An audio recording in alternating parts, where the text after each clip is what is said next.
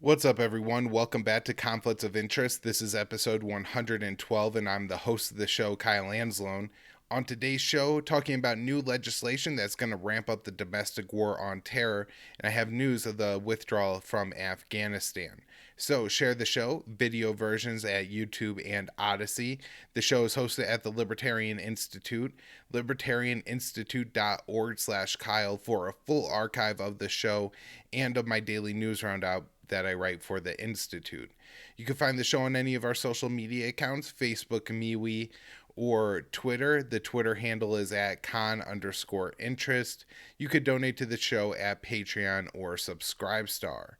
You can find all those links in the show notes page. You can also find the link to our great sponsor, Paloma Verde, in the show notes page or on the ticker if you're watching the video version. The URL is palomaverdecbd.com. Again, that's palomaverdecbd.com. And when you check out, you use the promo code PEACE for 25% off when you spend $75 or more. I personally like their sports cream. I've been using that a lot as I've been trying to get out and get some exercise with the weather getting better, although I'm pretty out of shape and getting older, so I feel sore the next day. I rub some of the sports cream on. Almost instantly, the pain fades away. The smell is a whole lot better than Bengay. You don't have to deal with the ice or the burning of icy hot, so I really recommend if you got some pain going on, like that burning kind of pain, try some of their sports cream, and it works really well for me. Again, that's at palomaverdecbd.com, and you use the promo code PEACE when you check out. All right, now let's get into the news. Starting off with a couple of police shootings on today's show.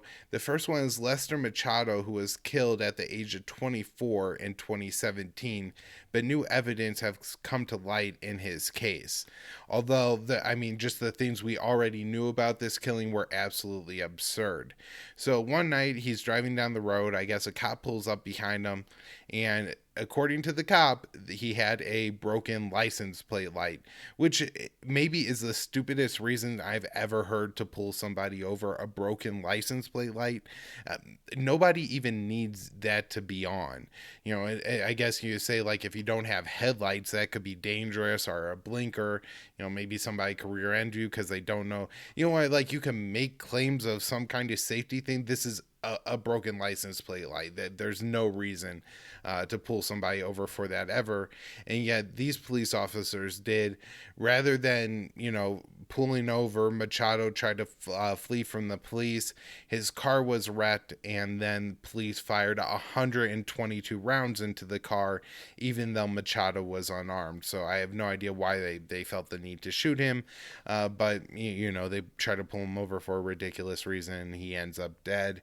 One of the real tragic parts of this case is actually just how they responded after they shot him, rather than calling an ambulance, and immediately as soon as they get the call, the ambulance and the EMTs are flying out of the fire station, and they're 5 minutes away, and they're gonna get there in time to save the guy.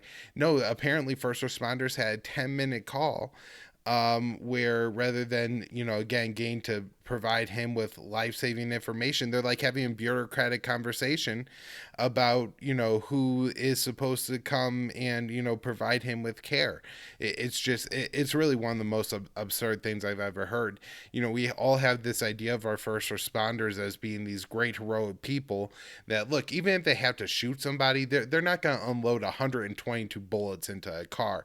They're going to pull the trigger 1, 2, maybe 3 times. No, they're going to act like a firing squad and attempt to turn you into Swiss cheese. And then if you happen to maybe be able to be in a situation where you could live through that, again, even though the cop shot you for no reason, you're unarmed, and all you ever had was a tail light out, or not a tail light, a license plate light out, according to the police again, then they're not gonna get you that life-saving attention for 10 minutes while you lay on the ground and die. I can't Is the whole story is just unbelievable. But this is again one of those where, but wait, there's more. The police officers now got access to, not the police officers, people representing Machado's family now got access to his car. I'm not sure what year it was. I believe it was a Honda Accord.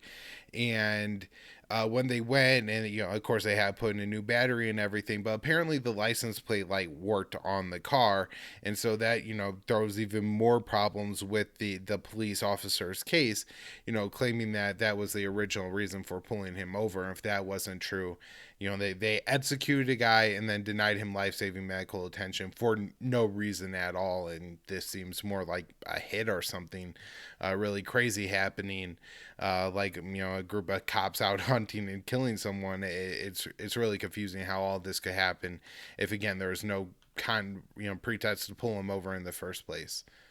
All right. Next police shooting is one that I've been updating on the show over the past month. This is Andrew Brown Jr., who the police just announced that the officers who murdered him will not face charges. At least according to this day. I guess there's still the possibility of federal charges coming here, but again, I think this happened about a month ago, and initially the police just showed the family the video. The family did an independent autopsy. It showed that he was shot in the arm a few times and in the back of the head. The family called this an execution. Police denied that. Then there was a request to make this body cam footage public. The judge denied that, and now we have a small amount of the body cam footage becoming public. I've only seen a very, very small clip of this, and I'm not sure maybe if they showed a little bit more, but like there's no public video of it yet for the rest of us to consume, or when we're going to get the full body camera footage. Or from what I'm aware of, I don't think the family's even seen the full body camera footage, and so I think the family should see that first, and then they want to put it up to the public they can. It's their relative being murdered here. But anyways, from what we're able to see, that the cops roll up like an absolute special forces team. You got guys with vests on and backwards hats, and I think you do have some more regular clothes police officers or uniformed police officers, but you do have just definitely a hit looking like situation as the police officers roll up. And then this happened kind of as I assumed it had, where the police, I guess, surround the car, right? And then the car moves, and because police say essentially a car is like a gun. If you point a gun at a police officer, that's a reason that a cop is able to murder you. If your car is pointed at a police officer and moving, then that the police officers can open fire on you, and do essentially every time. And so that's what happened to Andrew Brown Jr. It seems there's a couple of just again, terrible parts to all of this. The first is that this was, I believe, for a drug warrant, and the police said they had no choice but to try to arrest this guy, which is amazing, right? Because if you look at a situation like the Parkland shooting where the cops head outside, those cops didn't have any responsibility, or in the past, courts have ruled that cops don't have a responsibility to intervene and protect you. And yet, police officers are saying like, hey, you got a warrant, we have no choice but to go and try to violently arrest you.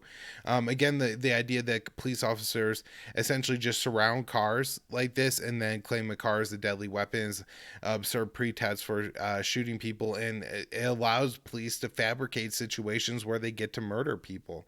And this seems to happen not infrequently in the United States. So hopefully we get more videos so we can really break this down and determine what happened and just how guilty these police officers are.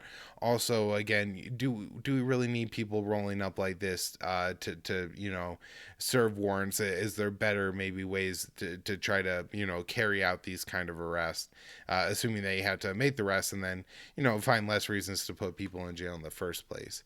Now moving on to talking about this Louisville detective Mark Handy, who has been sentenced to a year in prison for putting 4 innocent men in jail. Mark Handy was a longtime detective for Louisville, and he pled guilty to falsifying evidence and testimony. Again, four innocent men went to jail. One of those men is now out, Edwin Chandler. He spent 10 years in jail because of Handy, and I believe got an $8.5 million settlement. So, I'm glad that Mr. Chandler there got a nice settlement, and hopefully, he's able to make up for those years that he wrongfully had to spend behind jail. One of the things that really upsets me about this case is that he only got a year. I think this is one of those situations where you really got to throw the book at cops that falsify evidence that put people in jail. The punishment has to be at least him spending as much time in jail as he had people wrongfully placed in jail. And so I'm not sure what the total number of the years of the other three men is, but at the very least, he should be going to jail for 10 years. And again, hopefully, all these men get some kind of financial, compensation for what happened here. But also, the fact that they should all be able to soon bankrupt Mr. Handy as well. That way, he's facing, much of the punishment as possible. I'm sure he doesn't have the millions of dollars needed to make the men whole that have lost so much of their lives because of his lies. But again, any kind of financial consequences, I think, should be preferred. This I think is a really big problem. My guess is it's much deeper than we realize. I know on this show we talk about all the time how there's tens of millions of dollars in these payments for wrongful convictions, and they're for cases of murder and rape, serious crimes. And one of the biggest problems that I have with it, of course, people like Mr. Chandler are real victims and deserve compensation. But the person that was raped or murdered, they didn't get justice because the real person who did it is out there. But then it makes all of us less safe. I don't know what the numbers are on the people who like rapists who committed rape more than once. Maybe a large portion of them do only commit a rape or murder once out of like some kind of crazy drug-induced impulse or something like that. But then, there are serial rapists out there. And if you're not catching, them when they do it, and you're putting the wrong people in jail for that crime, then you're also, again, making us all less safe, and you're increasing the number of rapes and murders out there. So that's, again, another massive problem with it. Also, I hope eventually we do see like the tidal wave of, people getting out of jail for these very long sentences. Again, rape and murder, you could be in jail for life, 40, 50, 60 years, right? And we've had people getting out of jail after 20, 30 years, 5, 10 years sometimes, but 20, 30 years. This is going to be a huge bill for the taxpayers as all these cases come to light. And also, even if now they've identified Mr. Handy falsifying evidence in just these convictions of 4 men, he was a cop for a long time. Who knows how many wrongful people that he had locked up. All right, some news on the Capitol here. The first is that we have Pentagon reporter Idris Ali saying that the Pentagon does not expect to get another extension for its National Guard troops protecting the Capitol, which is set to run out May 23rd. So we may see less National Guard at the Capitol, I guess, after this coming weekend, but I don't necessarily think that means that the Capitol is going to look any less fortified. I believe they're planning on keeping the fencing up through the summer. For more news on things going on with the Capitol, we have this new bill that the Democrats have introduced, and it's in a way being billed as like a security bill for the Pentagon, where it's meant to like beef up security at the U.S. Capitol. But it's also really just a domestic terrorism law. So there's an awful lot in this. Now, a good chunk of this, 500 plus million, is for retractable fencing, hardened doors and windows, and more cameras and security at the Capitol. So again, that $500 million, a quarter of this bill, is for increasing the amount of security at the Capitol.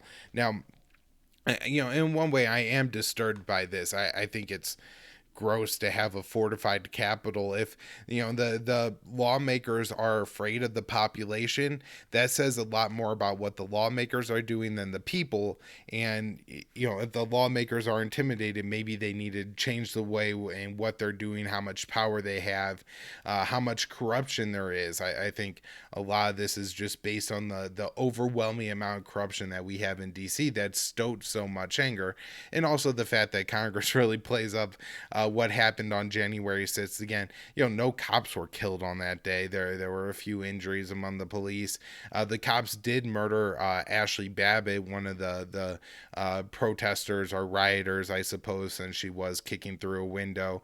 And then there were a couple more people who died of medical issues, but it wasn't an insurrection. It was it was a little bit of a riot. And again, after the police murdered Ashley Babbitt, it more or less ended. And so I could see maybe there's a few places where, boy, it seems like if they had some better like locking doors in a couple of places, there never would have been a real risk to the congressmen at all. Like they really could have sealed off some areas. And so I remember in my high school they had like these metal like extendable fencing things that could go like in the middle of hallways. It seems like one or two of those, maybe a couple $1,000s on that, is really all the security beef up that they need. But they want like these massive retractable fencing for outside. So this is more about controlling protests and events that could happen at the Capitol rather than actually, I think helping it and providing security to like the representatives like they want to claim that it is. 200 million is for a quick reaction force that's going to team up with the National Guard. 2.6 million is for riot gear for the Capitol Police. 8.6 million is for body cameras for the Capitol Police, and that works out to about $5,000 per Capitol Police officer for these body cameras. Seems like a pretty big price tag. They want 150 million for courts across the country to beef up their security. One of the things that I thought was important about this point is this really isn't directed at the, quote unquote right-wing insurrectionists or even the like 3%ers or the Boogaloo Boys or the Proud Boys. The people who have been targeting courts have been the Black Lives Matter protesters, the Antifa protesters, Black Bloc, whoever, kind of that direction on the left. And the reason that they've targeted those buildings is because the criminal justice system is broken and disproportionately black people suffer under that. And so that's why there's been confrontation at these courthouses and stuff. And so this isn't just about quelling protests at the Capitol. It's about quelling protests across the country and any people objecting to the U.S. empire. They're going to take 1.6 million for cameras for their regional offices. And it sounds like the Capitol Police want to open offices more, or operate offices, I guess, maybe not like have their own building, but office and police stations, possibly across the country, because they say there's all these threats against the congressman. Now, I'm sure there's threats that come in towards the congressman. I, spent some time working with people who had serious mental illnesses, and I worked with a guy who made calls to his elected representatives, and they placed restraining orders against him. The guy posed no threat whatsoever, but he would, call the congressman and say things like, your children will regret it if you vote for this, or something like that. And, I think, so obviously there are cases of people calling and threatening congressmen, but I think they really exaggerated to try to get more security for themselves. They want 7.4 million for enhanced security screenings at the Capitol. I'm guessing this means anytime a regular citizen wants to come and try to talk to their congressman and see what's going on, where all of our trillions of dollars of tax dollars are going, you're going to have to get a pretty extensive pat down and walk through some metal detectors and stuff in order, to get access to your elected officials. 5.5, or let's see, we have 500 million here goes to the National Guard for their deployment to the Capitol during this time. And then 5.5 million to prosecute perpetrators of the Capitol riot. And so that's I think that's most of the money in the bill. This the quick response force, the 100 million across the country, that we are talking about this being part of ramping up the domestic war on terror. And then the 5.5 million, I think, is another key to that number, where they're using this money to go after people who were just in the Capitol building on the one sits. For anybody, I guess, who vandalized anything, or property damage of any kind, the people breaking windows, breaking doors, stuff like that, I could see how these people are being prosecuted. But they're also just, at least the FBI is identifying people who are just walking around the Capitol, and there were cases of Capitol Police letting people in. And so it seems like a lot of this is the fault of the Capitol Police, and they're getting a massive amount of money here, and then they're they're being targeted, the protesters, and the again, some of the rioters, but some of just the protesters are being targeted over all this. All right, moving on, we have the Biden administration adding Neera Tanden to the White House as a senior advisor. Now, one of the really atrocious things about this is she was up for a position where she had to get Senate confirmation, and she couldn't do that. The Senate didn't want her working in the administration, and then the Biden administration went ahead and gave her a job anyway. So it just shows that she's a definite creature of the swamp. Now, at least initially, she's not going to be involved in foreign policy, which is some good news, because she wanted to go to Libya and take the oil, but she's going to be launching a review of the U.S. Digital Service, which I guess has a lot to do with the Affordable Care Act and the website end of that. So hopefully, to the extent that she has to be in the administration, she stays out of the foreign policy end. But I'm guessing her role and position is going to grow and change. And once she's done with this review, who knows what she's going to be reviewing. All right, this sounds like some good news from Andy Worthington. Great news from Guantanamo, as 3 forever prisoners, including 73-year-old Salifala Parchada, are approved for release. And so I'll go ahead and try not to butcher the names of these 3 men too bad, but these are 3 people who have been, again, held in Guantanamo for well over a decade, and at best were possibly low level involved with Al-Qaeda or the Taliban, but they may not have had much involvement at all. One guy's brother was apparently a more serious member of Al-Qaeda. His involvement, they really don't know. The first guy we have here is Salifala Parchada. Sorry, I'm butchering his name, but he was, again, the oldest man in the prison. He was arrested in Thailand. He, I guess, had met Osama bin Laden in 1999 or 2000, and then somehow was connected to KSM, Khalid Sheikh Mohammed, the guy who organized the 9/11 attack in 2002, although they didn't do anything. They, I guess, just met or knew each other or something like that. And so he was arrested and has, again, been tortured and held in Guantanamo for the past 15 years.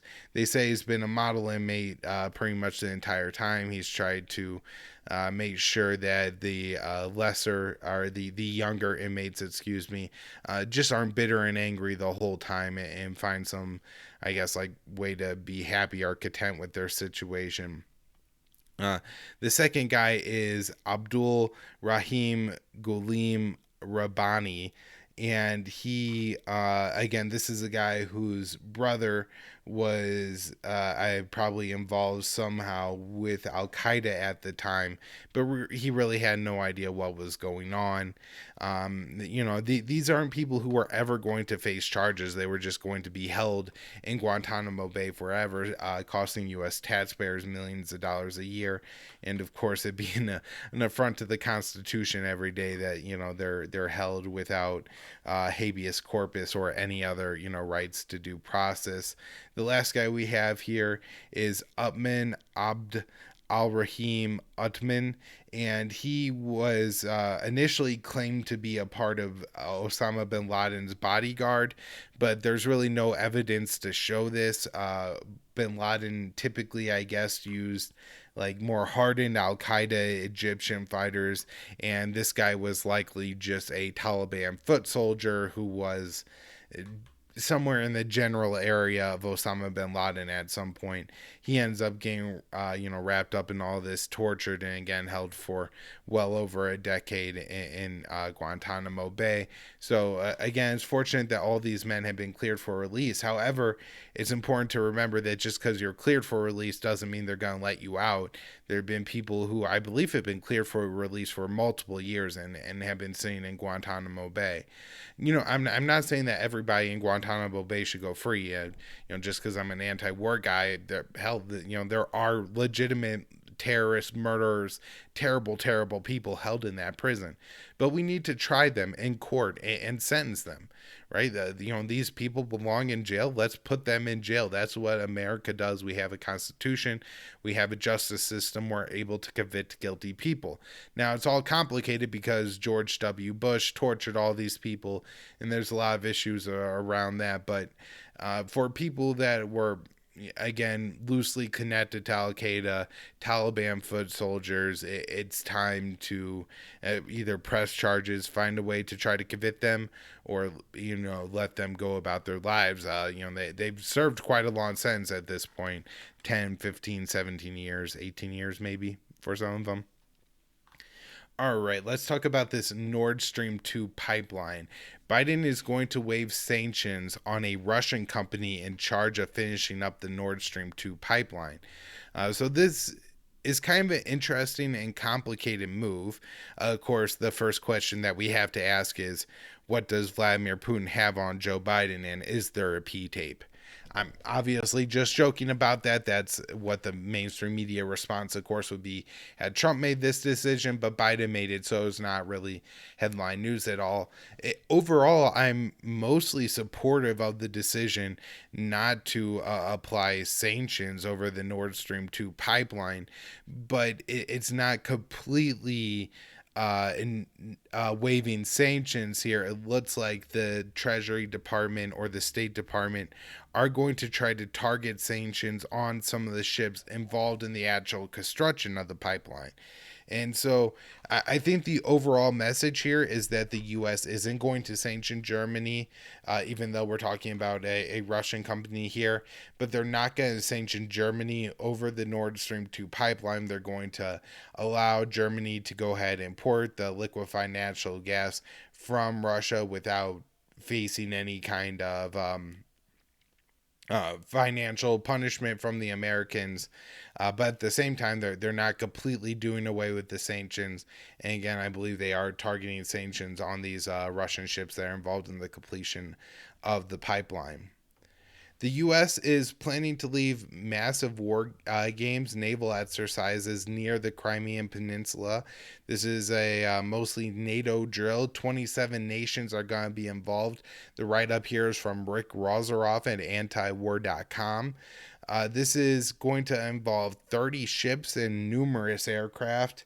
And it's just one more thing to heat up tensions between the U.S. and Russia. Now, we do have a little bit of good news this week on the, Russia-U.S. great power competition talking front, as Blinken, our Secretary of State, met with the Russian Foreign Minister, Sergei Lavrov, and the Russian Foreign Minister described the talks as constructive. So, this is a good sign. I don't think it's any kind of breakthrough in talks or any idea that we're, going to see something constructed diplomatically happen between the U.S. and Russia anytime soon. But the fact that these two guys were able to get together and it not result in absolutely insane insult match that you had like in Alaska between the U.S. and China is a good sign. Now, the Cold War tensions with China are certainly heating up as the U.S. again sent a warship through the Taiwan Strait. This is the fifth time that the U.S. has sailed a ship through the Taiwan Strait during the Biden administration. I think that's probably about on pace with how often the Trump administration was doing it near the end of his term, once a month. And I guess right now, as I'm recording this, we are in the 5 months of the Biden administration. Although if he does it again the next couple of weeks, I guess it is going to be a slight uptick. These are really provocative moves for China. I don't think the U.S. would appreciate it if China was sailing warships off of our coast, especially as frequently as we are now. But this has the added issue of signaling to Taiwan that we, support their territorial claims and their independence, when we tell China that no, we really don't do that. And again, this creates tensions between the U.S. and China. There's this really interesting write-up by Dave DeCamp at antiwar.com. It's titled U.S. Importers Bearing Brunt of Trump's China tariffs, which Biden has not lifted. A report released on Monday by Moody's Investor Services found that the most common burden from the most of the cost burden from President Trump's China tariffs, which are still in fact have been absorbed by U.S. companies. Moody's said U.S. importers absorbed more than 90% of the costs affiliated with the 20% U.S. tariffs on Chinese goods.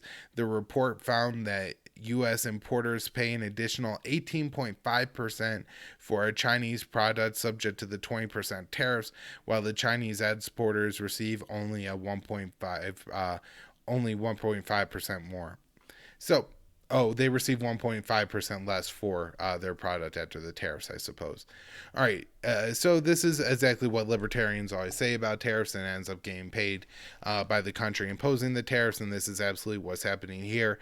It's making us poor. It's destroying the economic relationship between the U.S. and China, which, look, we're two of the most powerful countries on the face of the planet. We should have excellent relations, excellent trade. The Americans should be getting rich off of their, ties to the Chinese. And unfortunately, Trump's policy made that less possible. And Biden has, been just, I'm going to outdo Trump on China. I'm going to be more aggressive than Trump on China. And he's certainly doing a pretty good job of that so far. Interesting here, this again from Dave DeCamp at antiwar.com. U.S. accuses China of resisting nuclear arms control talks. I'm not sure why the U.S. is so adamant about trying to align China in nuclear arms control talks, because the U.S. stockpile is just so much bigger than China's, and so is Russia's. The U.S. has near 6,000 arms. Russia has a little bit over. China has 320 warheads. And so just by the size of the arsenals, I think China's position is going to be, well, when you have an arsenal of comparison size to ours, we'll be willing to, engage in nuclear weapons talks with you. But until then, you should be bringing your number of nuclear weapons down. We don't have to worry about decreasing ours at all. Also, you have states like the UK, France, and Israel, who are more or less aligned with the US, and I guess not officially in Israel's case, that are, the U.S. is never trying to evolve in these nuclear weapons arms control talks. And in fact, the U.K. recently said they're going to increase the size of their nuclear arsenal. And so if the U.S., I think, is serious about this, then we should try to include all of the nuclear weapons states, including states that we have, influence over. Again, U.K., France, Israel. Also, you could look at India and Pakistan for that matter. All right, moving on to Myanmar, where the February 1st coup has, now I don't want to say cemented, because it seems like there's still people, out protesting in Myanmar, but it doesn't seem like anybody has really been able to take any serious step towards dislodging the military coup government from power. And so it may be that we've gotten to the point where this is now essentially the government of Myanmar, whether it's legitimate the way they took power or not. They're going to be the controlling power there for some time. The group Assistance Association for Political Prisoners has put out a number saying that they were able to verify 802 people who have been killed by the crackdown on its opponents. Now, when they said the number of opponents, I'm not sure if that means only protesters or also some of militants from different ethnic groups in Myanmar that have been fighting against the central, or the now coup government, the central military there. And I wasn't able to find any clarity on that. Other activist groups in Myanmar said that this is the number of fatalities that they were able to confirm. So this is, we know, this guy died on this day in this place, and that there's a lot of people who have been either disappeared or maybe they were killed in fighting between the Myanmar government and ethnic militia, like the Karen group or something like that. And though not all those numbers were counted, but this is quite a bit of violence in Myanmar in the past few months. Although I believe it was like over a 3-month period in 2017 that far more people of the Rohingya were killed in the ethnic cleansing campaign then. But the coup government does seem like they're trying to really cement their hold over the country, and are doing a somewhat effective job of that at this point. The U.S. placed sanctions on the Myanmar Council and 17 government officers. I'm not sure if this actually will have any effect, because all the coup leaders of Myanmar are already sanctioned. All right, let's get into the Afghan withdrawal, which CENTCOM is reporting that it's 13 to 17% complete, with approximately 115 C-17 cargo plane loads of material have now been flown out of Afghanistan. So, this is some good news to talk about. The U.S. has less of a presence in Afghanistan. We're removing a lot of our equipment from that country. They say the withdrawal is 13 to 17% or 20% complete. However, I don't know what that number actually means. For me, it would be the number of troops in the country.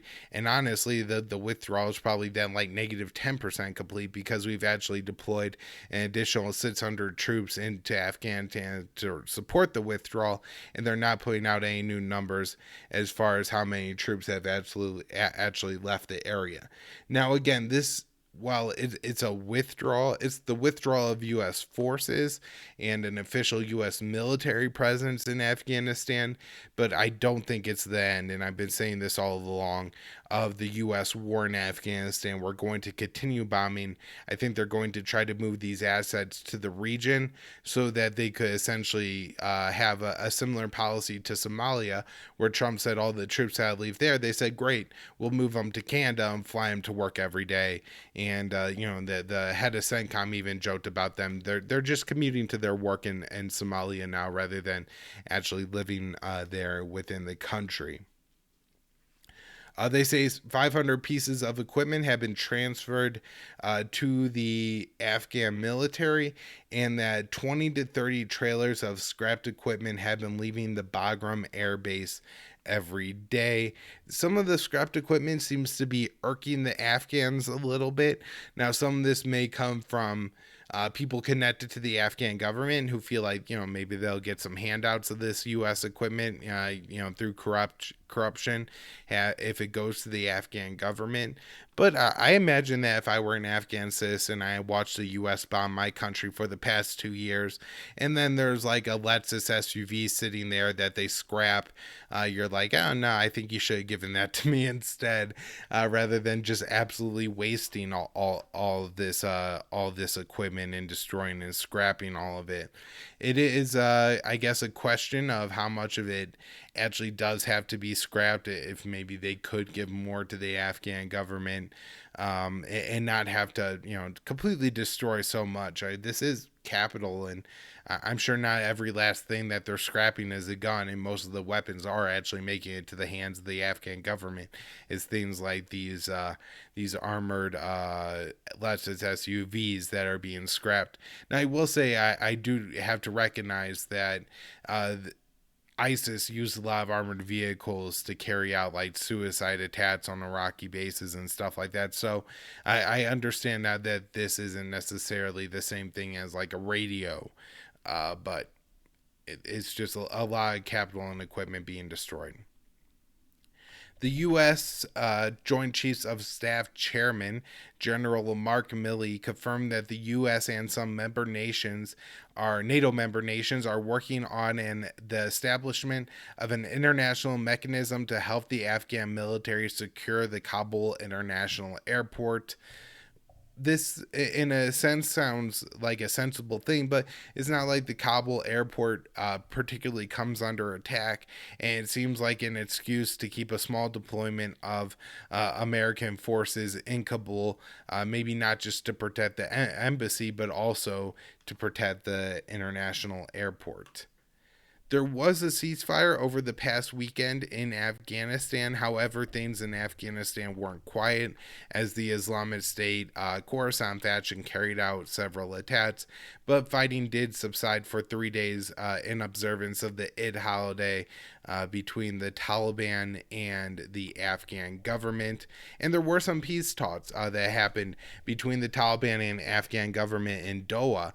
This was somewhat unexpected, at least from my point of view, because the Taliban, when the U.S. initially broke the May 1st deadline, said that they weren't going to engage in talks until all U.S. forces were out of Afghanistan, and they had canceled planned peace talks between them and the Afghan government in, I believe, Istanbul, but somewhere in Turkey. And now they're engaging in talks in Qatar with the Afghan government. Hopefully something positive comes out of this. There has to be ways that maybe the Afghan government and Taliban could trade some territory, move some forces around, allow some people to, get on the right sides of different lines prior to the Americans leaving. That way, like, I can't imagine that the Kandahar city, Lashkar Gah. There's a few other cities in the Pashtun areas of Afghanistan that I think have really only been held because of the American presence in that country. And so, look, if there are people there like the Taliban, I don't want to live under the Taliban, like maybe find some way to facilitate them just leaving the Pashtun areas of Afghanistan in a free and safe manner now. That way, if fighting breaks out or something, they can't get caught up in it, and there's no question about like possible Taliban coming in through and carrying out reprisal attacks and stuff like that. All the people that worked with the Americans could get out and leave. Also, something that I hope the Biden administration is prioritizing is talking to Afghans, and at least the Afghans that aren't warlords but did work with the US and the State Department, if they do fear for their lives should the Taliban come to control, facilitate them getting somewhere in the world that's safe, as they were a part of the US war operation there, and they shouldn't be further victims of it. All right. Oh, I do have one more thing, and that was some positive news on the Iran talks. We had the fourth round of talks between the U.S. and Iran finishing up, and Iran says good progress was made, and I heard that Russia said they felt like the next round of talks, which will be the fifth round, could possibly be a round where an agreement will be reached. And so maybe we see something actually developing here in the next week or two. I'm still skeptical, I guess. I'm kind of waiting to see what the Republicans do and what the centrist Democrats do when they find out, or when they realize that Biden may be returning to the JCPOA. Are they going to try to throw down any blots? And is Biden going to cave to the political pressure? But at least according to the Iranian side, we possibly could have something, a return to the JCPOA within the next couple of weeks. So we'll keep updating that. Again, I'm not super optimistic at this point, but I'm the most optimistic I've been about U.S. and Iranian relations in a while, seeing that the Iranians put out that they feel like they're making, that good progress was made and that something could be reached during the next round of talks. So maybe Biden will be Biden the Great, at least for one day. All right. Let's wrap it up here. Share the show, YouTube and Odysee for video versions, libertarianinstitute.org/Kyle for the full archive of the show and the news roundup that I write for the Institute. Share the show from any of the social media accounts, Facebook, MeWe, or Twitter. Donate Patreon or Subscribestar. We also have Bitcoin and Bitcoin Cash addresses in the show notes page, so we'll take whatever kind of crypto you want to give us. And again, get yourself some great CBD at plumaverdecbd.com.